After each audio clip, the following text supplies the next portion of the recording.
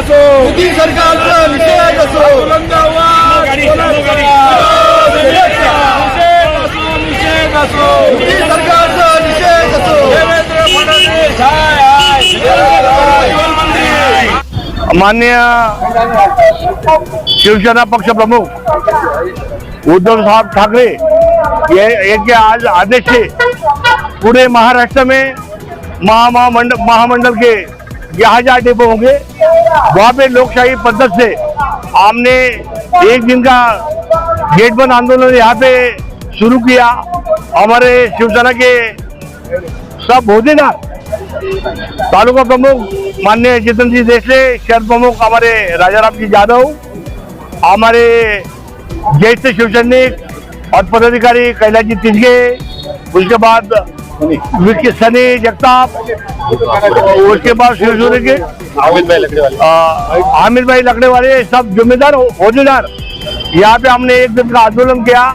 हमारा एक ही मांग है कि तुमने चुनाव से पहले जो जुमले बोले थे कि हम लोगों को ऐसा करेंगे, शासन की योजनाओं का हम लाभ देंगे, लेकिन जो उन्होंने योजनाएं लोगों को एक गाजर बोल के बताया, गाजर दिखाया और उसमें वोट हासिल किया।